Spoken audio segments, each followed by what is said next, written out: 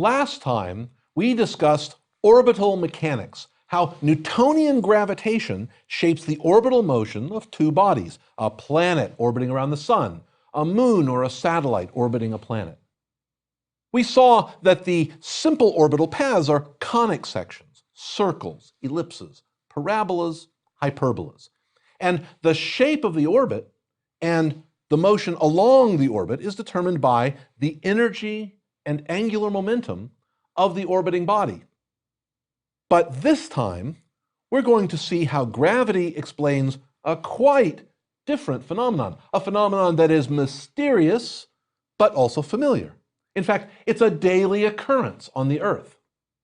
But it's a phenomenon that's also significant in the far reaches of space and over vast eons of time.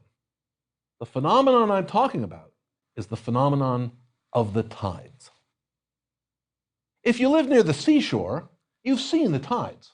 The overall level of the ocean varies over time. There's a high tide and there's a low tide. And the usual pattern is that high tides are a bit more than 12 hours apart. Now, some places, the effect is small. Out in the middle of the ocean, the whole range of the tides is only about 60 centimeters, about 2 feet. And in enclosed lakes and inland seas, the effect is almost nil.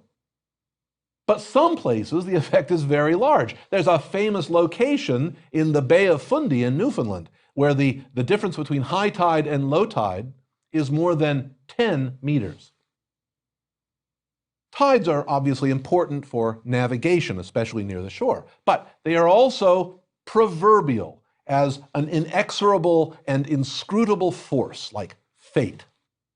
So King Canute, the king of Denmark in the 11th century, shamed his flatterers by ordering the tide to recede. The tide, of course, did not obey the king, which proved that not everything obeyed the king. Geoffrey Chaucer in the 14th century wrote, "Time and tide wait for no man." And Shakespeare, about 1600, said, "There is a tide in the affairs of men, which taken at the flood leads on to fortune." But none of these really knew what ocean tides were or what caused them. And two contemporaries of Shakespeare, Galileo and Kepler, had their own ideas about the tides.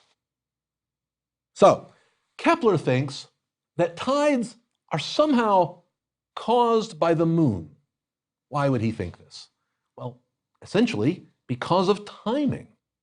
Remember the daily pattern of the tides, about 12 and a half hours between high tides. And if you work it out, this means that tides happen at the same time of day when the moon's phase is the same. Also, you might notice that tides are stronger at the time of the new moon or a full moon. Galileo, on the other hand, does not think much of Kepler's theory. Let me tell you something he wrote. "Among all famous men who have philosophized about the tides, I wonder more at Kepler than any of the rest. Though he is a free and acute genius, he has lent his assent to the moon's dominance over the oceans and to other occult happenings and such trifles." Basically, Galileo does not believe in mysterious forces that act across vast distances of empty space. He has his own theory of the tides. He thinks the tides are caused by a combination of the Earth's own motions, its orbit around the sun and its rotation on its axis. But in this case, Galileo is wrong and Kepler is right. Isaac Newton's great book, the Principia, contains the right explanation for the tides. It's a beautiful and brilliant application of the idea of universal gravitation. So consider the fall, not of one apple, but a whole bushel of apples, a spherical cloud of apples. All of the apples fall at the same rate. Almost. Remember, the apples are all accelerating toward the center of the Earth. So the apples on the right and the left are accelerating in slightly different directions. So they very slightly draw together. the apples on the top and the bottom are at slightly different distances from the center of the Earth. So they accelerate at slightly different accelerations. They draw apart. So the net effect, which is very small, is that the cloud of apples will change shape as it falls. The essential physics is that the gravitational force is slightly different in different places. And this fact shows up as a mysterious force that squeezes in from the side of our cloud of apples and stretches out along the up and down direction. The tidal effect is that relative accelerations occur due to small differences in gravity. Now, if gravity were perfectly uniform, there would be no tidal effect. So let's do a little math. Let's recall that at a radius r from a body of mass m, there's an acceleration of gravity, little g, which equals big G, Newton's constant, times m, divided by r squared. And near the Earth's surface, little g is about 10 meters per second squared. And this varies in magnitude and direction depending on your location. So let's consider two apples. Consider two apples that are near to each other and are falling, one at a distance h above the other. The tidal effect says that the apples are drawing apart as they fall. As they fall, they actually get farther apart. There's a relative acceleration, which we can call a. And that relative acceleration turns out to equal g times big M, the mass of the Earth, divided by r squared times 2h over r. And there's a sideways squeezing, but it's just half this big. And this relative acceleration is generally a lot smaller than the acceleration of gravity. So if we have two objects near the Earth and they're separated by 1 meter, h is equal to 1 meter, r is 6.37 million meters, the radius of the Earth, and so the tidal acceleration is less than a millionth of little g, the acceleration of gravity. Certain factors would make the effect larger. If you had a larger m, you'd have a bigger tidal effect from a larger mass than the Earth. And if you had a smaller r, that would also increase the tidal effect because the tidal effect is proportional to 1 over r cubed. And if you have a larger h, the tidal effect is stronger for a bigger separation between the two bodies. Okay, but how does this idea explain the rise and fall of the oceans? Well, the moon orbits the Earth, but really, Earth and moon orbit each other.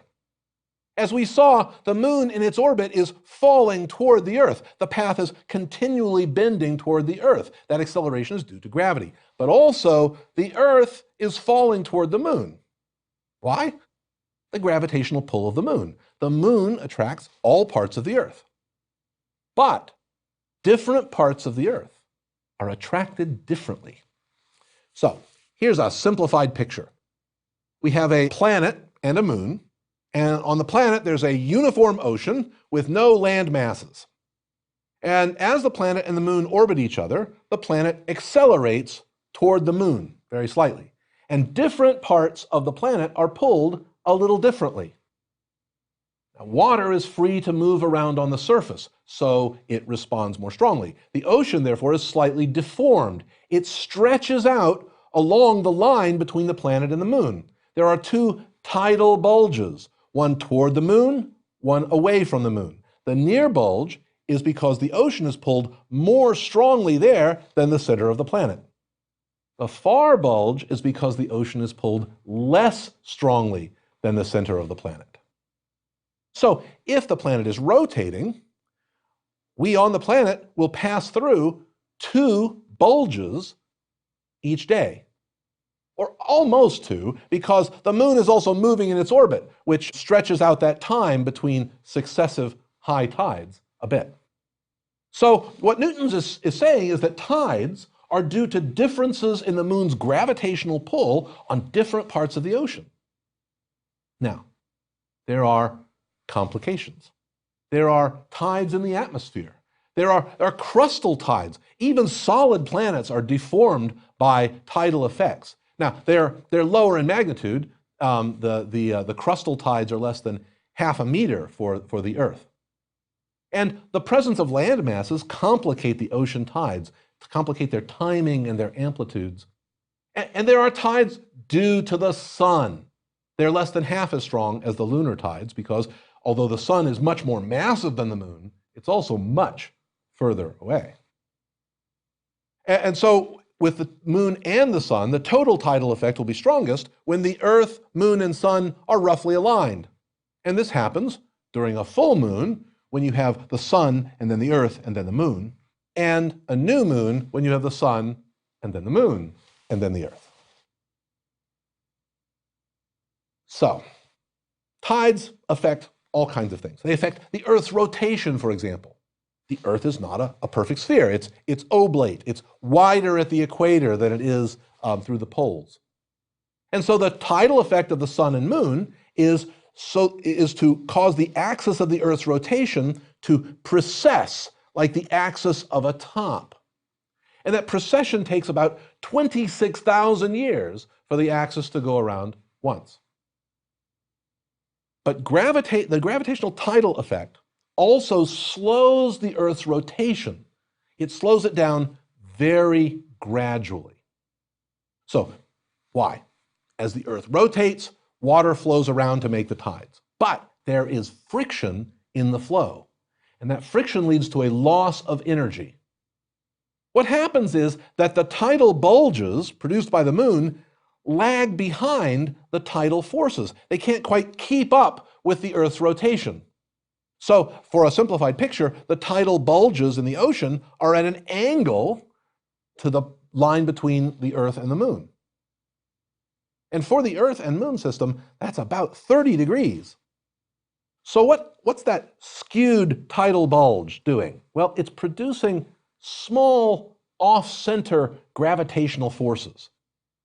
And those gravitational forces have action and reaction. They slow the Earth's rotation, and they transfer energy and angular momentum to the moon's orbit, so that the moon gradually recedes from the Earth.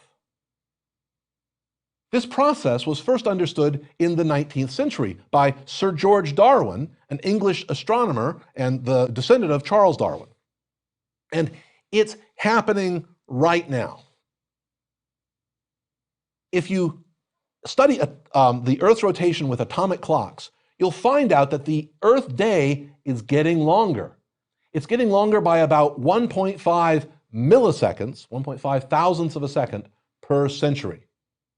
And so astronomers sometimes add a leap second every few years to take care of the accumulated changes in the rotation rate of the Earth.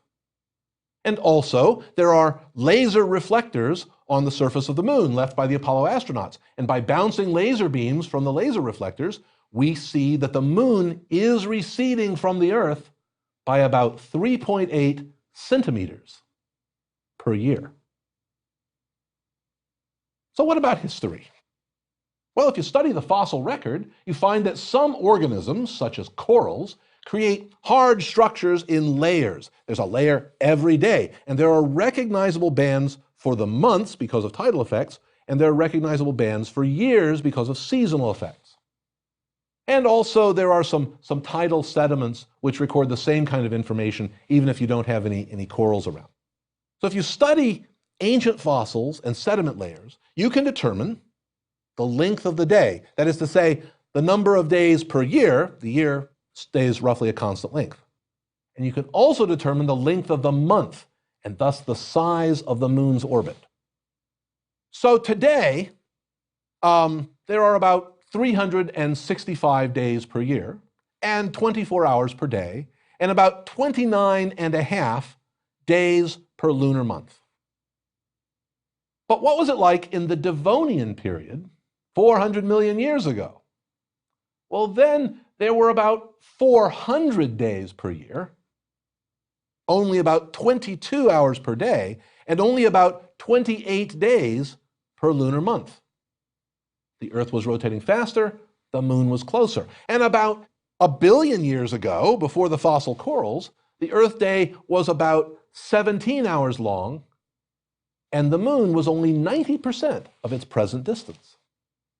So longer ago, we had a shorter day and a nearer moon. Now, the Earth-Moon system is about 4.5 billion years old. And we now believe that about 4.5 billion years ago, the moon was formed by a gigantic collision between the young Earth and another protoplanet in the early days of the solar system. This collision completely destroyed the other protoplanet, and it knocked a huge amount of material from the Earth out into space. And some of this material coalesced into the moon. Now, after the collision, the Earth was rotating once every 6 hours. And when the moon first formed, it was only about 25,000 kilometers away, only 1/15 of its present distance. At that distance, the tides on the Earth were more than 1,000 times greater than today. And so the process of tidal friction that slowed the Earth and moved the moon's orbit was initially very rapid. And in fact, throughout history, this slowdown and recession rate has varied a lot. And why is that? Well, it's because of continental drift. The placement of the continents varies the amount of friction in the ocean tides. So right now, with the arrangement of the continents as they are today, there's fairly strong friction, and the rates are fairly high. But in other eras, there has been less friction, and the slowdown rates have been less. Tides on the Earth, due to the moon, have had a big effect over time. But what about tides on the moon due to the Earth? Well, the moon has no ocean or atmosphere, but body tides should be much stronger. After all, the Earth's mass is 80 times the moon's mass. Do we see any effects? We do. Tidal forces, plus internal friction, have slowed the moon's rotation. The moon is now locked. Its rotation period is equal to its orbital period. The moon keeps exactly the same face to the Earth all the time. And this means the tidal bulges stay in the same place. And that's a stable situation because there are no more frictional effects. When we look up in the sky, we always see the same face of the moon. Now, long ago, the moon may have had a different rotation, but over vast stretches of time, tidal effects of the Earth's gravity slowed it down, locked it, so that only one hemisphere can be seen from the Earth. And this is common in the solar system. Moons of other planets, Mars, Jupiter, Saturn, and beyond, mostly show the same tidal locking, keeping one face to their planet all the time. It's the same process as our own moon. There are a few exceptions, relatively distant outer moons where the tidal effects are very weak, because remember, the tidal effect decreases as 1/r cubed. It decreases very strongly with distance. So, what about the far future? Well, the rotation of the Earth will slow, and the moon will recede until both the Earth and the moon are locked, like a pair of dancers in a waltz, always facing each other as they go around. And indeed, we see exactly this situation in Pluto and Charon in the outer solar system. So, let's recap a little. Suppose a moon orbits a planet. Because gravity varies from place to place, the moon experiences a slight distortion. It's stretched in one direction and it's squeezed in others. And this is called the tidal effect. And the planet also experiences a tidal effect due to the moon. And combined with a little friction, this affects orbital and rotational motion.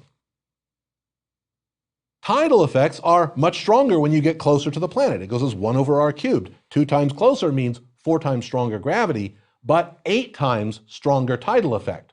So if you get close enough, tidal forces can even pull the moon apart. How close is close enough? Well, in the 19th century, the French astronomer Edouard Roche analyzed this very question. He said, he analyzed the parts of the moon nearest and furthest from the planet. Now, the moon's own gravity holds these parts together, and the tidal effect of the planet pulls these parts apart. So at what point is the tidal effect greater? This is called the Roche limit. In the simplest case, where the density of the planet and the satellite are about the same, the Roche limit is about 2.4 times the radius of the planet. So if you have a satellite that is held together by its own gravity and comes closer than 2.4 times the planet's radius, then it will be pulled apart by tidal effects. But wait, what about satellites around the Earth? The International Space Station, for example, orbits at about 1.05 times the radius of the Earth. But the International Space Station is not held together by its own gravity. It is made of solid pieces that are welded and latched together. It's held together by interatomic forces and chemical bonds. Imagine that the modules of the International Space Station were separate pieces. What I'm saying is that their mutual gravitation would not be enough to hold them together. The assembly would gradually drift apart. The most beautiful illustration of the Roche limit is Saturn's rings. The planet Saturn is surrounded by thin rings in the plane of the equator. Galileo observed them, but he did not understand what he saw. The Dutch astronomer Christian Huygens, with a better telescope, first recognized that the planet was surrounded by rings. The rings can easily be seen in a small telescope. In a large telescope, though, they are breathtaking. We now know from telescopic studies and space probes to Saturn that they're made of ice. Millions upon millions of small pieces of ice. How small? Typical size is about 1 meter across. So they're ice boulders. There are also lots of snowballs and smaller bits. And all of these are pursuing independent, nearly circular orbits around Saturn. The large outer planets, Jupiter, Saturn, Uranus, Neptune, all have rings of some sort. But Saturn's are by far the most glorious. So there are lots of interesting structures in Saturn's rings. There are gaps, thin rings, sharp boundaries, and all of these are shaped by gravity, as we'll see in Lecture 10. But for now, we want to ask, why are there rings at all? So we can superimpose Saturn's Roche limit on an image of the rings, and we notice that the main rings all lie within this limit. Outside the rings, Saturn has many large moons, many of them also made of ice. So one of two things has happened. Either Saturn's rings are the fractured remains of an icy moon that strayed too close, an ancient moon broken up by tidal forces, or Saturn's rings are small fragments that never collected together to form a large moon in the first place. Tidal forces prevented them from clumping together by gravity. We do not know for sure which of these is right. Either way, Saturn's rings illustrate the power of tidal effects. But Saturn's rings are not the most dramatic example of tidal effects in our own solar system. That honor is reserved for another truly astonishing phenomenon. So let's consider Jupiter, the largest of the planets, 300 times more massive than the Earth. And Jupiter has 4 large moons discovered by Galileo. And the innermost Galilean satellite is called Io. Io is about the size and mass of our own moon. And it's also about the same distance from Jupiter as our own moon. Its orbital speed, of course, is much faster because Jupiter's gravity is much greater. Io orbits in only 1.77 days. 1 3/4 days is an Io month. And the rotation of Io is locked to the orbit. It always keeps one face toward Jupiter. But because of Jupiter's enormous mass, tidal effects are much stronger for Io. They're as strong for Io as the tidal effects on Earth in the earliest days of the Earth-Moon system. So there's a lot of tidal stretch, not enough to pull the moon apart. The moon is well outside of the Roche limit, but it's important. So our first close look at Io was from the space probe Voyager 1 in 1979. And during the approach of that space probe, scientists speculated what we might see on Jupiter's moon. And so Stanton Peele, an American planetary scientist at the University of California at Santa Barbara, made the following analysis. He said, Io's orbit is almost, but not quite, circular. It's got an eccentricity of about 0.004. So that means that as Io orbits around, its distance to Jupiter varies a little bit, less than 1%. And that means that the strength of the tidal effect varies. Io is therefore stretched and relaxed every couple of days. And other large satellites of Jupiter also contribute. They have smaller tidal forces on Io, but they are more variable. And so whatever the interior of Io is made of, there must be some internal friction. So this repeated stretching, Stanton Peele says, will generate heat inside Io. So Peele estimates how much internal heating there would be, and he finds it's a lot. So what might that mean? Well, on Earth, internal heating, due to the decay of radioactive elements, is the energy source for lots of geological activity, including volcanoes. 1 week before Voyager arrives at Jupiter, Stanton Peele predicts there will be volcanoes on Io. So, what does Voyager find? Peele's prediction is spectacularly confirmed. Io is the most volcanically active body in the whole solar system. They not only photographed volcanoes, but giant eruptions. At any given time, there are several gigantic eruptions like geysers, plumes of sulfur-rich material shot hundreds of kilometers into space. The entire surface of the moon is covered by thick volcanic deposits, and it's colored by sulfur compounds, orange, white, black. It's like no other world we know. Now, there are a few other examples of tidally driven volcanism in the solar system. These are mostly low-temperature volcanism involving water or liquid nitrogen instead of molten rock. In the interior of Jupiter's moon Europa, in Saturn's moon Enceladus, Neptune's moon Triton, but Io is unique. Looking at the awe-inspiring volcanoes of Io, it is wonderful to remember how they got there. Internal heat was generated by friction from the repeated flexing due to the tidal effect. The volcanoes of Io are all driven by gravity. It all begins with Newton's idea of universal gravitation. Every part of an object attracts every part of any other object. A planet attracts its moon, the moon attracts the planets, but not all parts are pulled in exactly the same way. Gravity is a little different at different points in space. That's the tidal effect. From this simple fact, we find astounding consequences. We find the rise and fall of the ocean, of the Earth's crust, the gradual slowing of the Earth's rotation, the slow recession of the moon's orbit, the fact that the moon, like most other planetary satellites, keeps one face toward its planet all the time. The possibility that tidal stresses can shatter a satellite into fragments inside the Roche limit, or heat up its interior and drive huge volcanic eruptions, as on Io. Tidal effects, in fact, are not just an entertaining side issue. And Einstein said that the tidal effect is the key that relates gravity to the curvature of space and time.